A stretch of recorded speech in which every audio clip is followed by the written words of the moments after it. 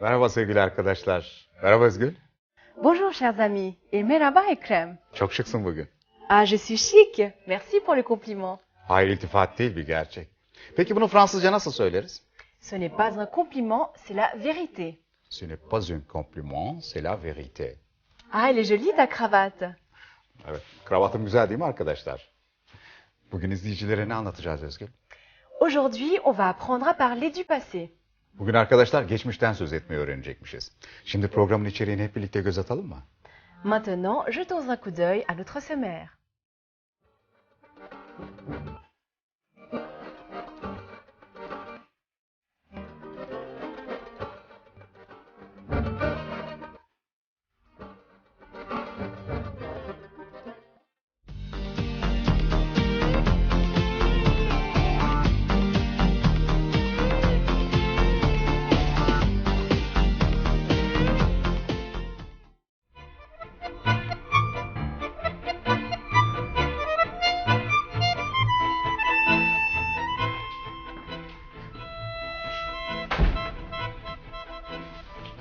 Bonjour ma chérie, Bonjour. tu as l'air fatiguée. Comment s'est passée ta journée? J'ai laissé les enfants à l'école. Je suis partie au travail. À midi, je suis allée changer les chaussures de Yid. Après le boulot, j'ai fait les courses. Je suis fatiguée. Et toi, tu as payé le loyer? Oh, j'ai oublié. Mais ce n'est pas vrai, c'est toujours la même chose. Je suis désolé. Et les réparateurs, tu les as appelés pour la machine à laver? Malheureusement non. Tu ne prends aucune responsabilité. Et moi, j'en ai marre. Mais qu'est-ce qui se passe? Et toi, tu as fait tes devoirs? Pas encore, maman. À ta chambre, tout de suite. Mais calme-toi chérie. Papa, maman, je n'arrive pas à travailler. Ah, maman, qu'est-ce que t'a dit mon professeur de mathématiques? Ton prof de maths. Mais comment? Tu n'es pas allé voir mon prof de maths? Mon Dieu, j'ai complètement oublié. Maman.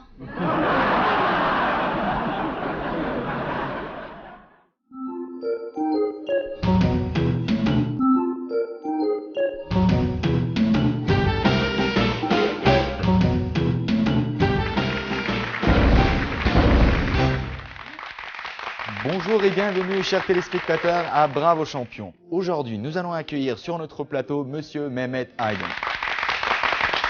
Présentez-vous mon cher ami. Bonjour, je m'appelle Mehmet Aydın. Je suis né à Istanbul, j'ai 23 ans et je suis étudiant en médecine. Je vous souhaite bonne chance. Alors voici votre première question. Merci. En quelle année la Révolution française a eu lieu? A. Elle a eu lieu en 1879. B. Elle a eu lieu en 1619. C. Elle a eu lieu en 1789. Et D. Elle a eu lieu en 1913. La Révolution française a eu lieu en 1789. Est-ce que c'est votre dernier choix? Oui, c'est mon dernier choix. Et j'en suis sûr et certain. Notre candidat commence fort. Voyons voir. Bonne réponse, 1789, bravo. Voici notre deuxième question. Fatih Sultan Mehmet a conquis A. Il a conquis Istanbul. B. Il a conquis Antalya. C. Il a conquis Ankara. D. Il a conquis Izmir. Il a conquis Istanbul. Vous avez l'air sûr de vous-même. Je n'attends pas pour voir la réponse. Istanbul, bonne réponse, bravo. Voici notre troisième question. En quelle année Atatürk a déclaré la République? A. Il a déclaré la République en 1918. B. Il a déclaré la République en 1937. C. Il a déclaré la République en 1895. Et D. Il a déclaré la République en 1923. Atatürk a déclaré la République en 1923. Est-ce que vous êtes quelqu'un de chanceux? Normalement non, mais apparemment aujourd'hui oui. Voyons la réponse. Encore une bonne réponse, je vous félicite. Maintenant, voici votre dernière question. Si votre réponse est juste, vous allez gagner un séjour d'une semaine en France. Écrivain français du XXe siècle qui a vécu en Turquie à Istanbul, l'un de ses livres est Asiade. A. C'est Flaubert. B. C'est Stendhal. C. C'est Sartre. D. C'est Pierre Loti. Non, je ne le sais pas. En fait, je doute entre Sartre et Loti. Je vous laisse réfléchir. Mon Dieu, est-ce Pierre Loti? Vous en êtes sûr? Même si je ne suis pas sûr, c'est mon dernier choix. Voyons la réponse. Mais c'est formidable! Bravo, vous avez gagné! Je n'arrive pas à le croire, j'ai gagné! Chers téléspectateurs, si vous voulez gagner de nombreux cadeaux, il vous reste une seule chose à faire. Téléphonez à Bravo Champion.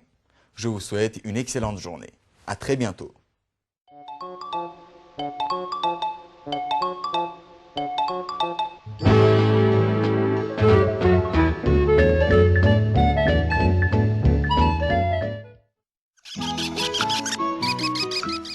Soi-disant, un berger a vendu à un client une vache grosse.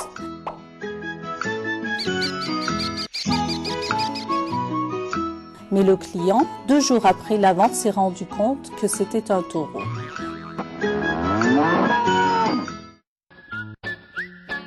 Après la vente de miel truqué, maintenant ils se sont mis à vendre dans des bouteilles de l'eau truquée.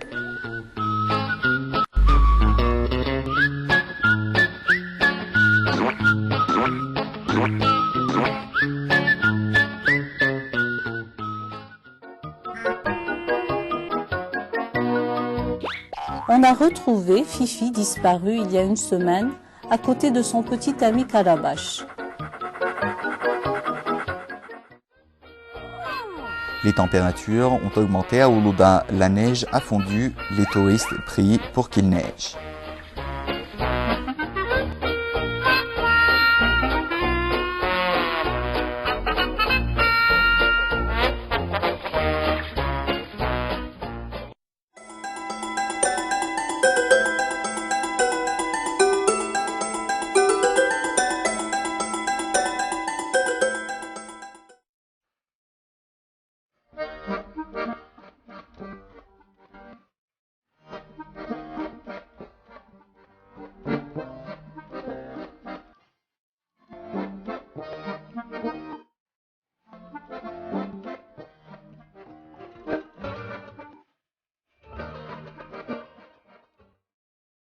Pouvez-vous nous parler de votre enfance?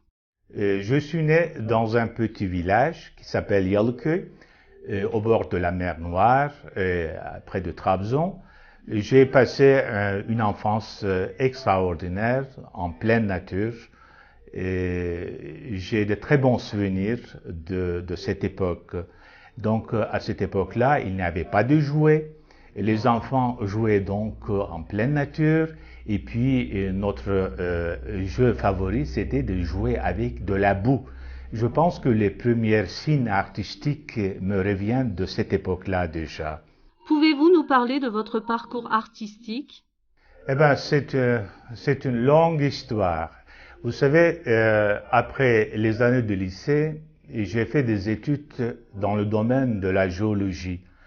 Et ce qui m'a amené à Paris pour effectuer une thèse de doctorat. Et là, j'ai eu un premier contact très sérieux avec de la peinture. Une des premières choses que j'ai faites à Paris, c'était d'acheter un carnet de dessin et du matériel nécessaire. Un peu plus tard, donc après ces, disons, études amateurs, J'étais professeur à l'Université de sciences et de technologie d'Alger et j'avais beaucoup de temps libre. Et à cette époque-là, j'ai commencé à travailler d'une façon beaucoup plus sérieuse. Et donc, ma première exposition de peinture a été effectuée à Alger même. Et j'ai participé à beaucoup d'expositions, disons, d'ensemble. Et j'ai fait jusqu'à maintenant 30 expositions personnelles. Donc, après les années, les expositions à Alger, je suis entré en Turquie et là j'ai fait des expositions à Istanbul, Ankara et puis à Izmir aussi. Et par la suite, j'ai exposé plusieurs fois à Bruxelles et puis à Paris, etc. Donc cet parcours artistique est quelque peu perturbé par des périodes de vie un peu en Europe, un peu en Turquie. Et disons que les effets de cette va-et-vient se voient dans ma peinture.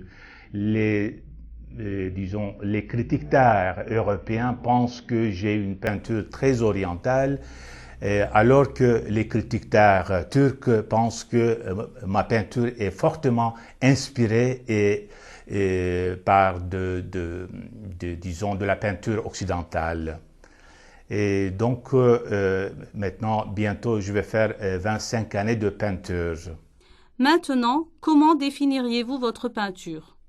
La peinture que je fais actuellement peut être définie comme une peinture abstraite, abstrait lyrique peut-être, mais avec quand même quelques traits expressionnistes, parce que je m'intéresse de plus en plus à l'être humain et donc sa façon de s'intégrer dans la peinture et aussi de ses activités. Mais ce qui m'intéresse le plus dans la peinture, c'est de comprendre le fond même de la matière. C'est la matière qui m'intéresse beaucoup plus que tout. Sevgili arkadaşlar, programımız boyunca geçmiş zamanın kullanımı ile ilgili ifadeleri sık sık görmüş oldunuz. Kullanımlardan gördüğünüz gibi passé composé, dili geçmiş zaman yapmak için avoir veya être yardımcı eylemlerinin şimdiki zamanı alınır. Asıl eylemin particip passesi, yani sıfat fiili getirilir. Sen bize bu konuyla ilgili birkaç örnek verebilir misin Özgül? Bien sûr, avec plaisir, Ekrem. Voici quelques exemples, chers amis. Exemple, il a vu son ami. Exemple, elle est partie au cinéma. Sevgili izleyenler, être yardımcı fiili kullanıldığında özne ile fiilin particip passesi, sıfat fiili uyum sağlar. Eğer özne feminense particip passenin sonuna ö, eğer feminen çoğulsa ös ve sadece maskülen çoğulsa s eklenir. İşte örneklerimiz. Voici nos exemples au sujet du participe passé employé avec l'auxiliaire être.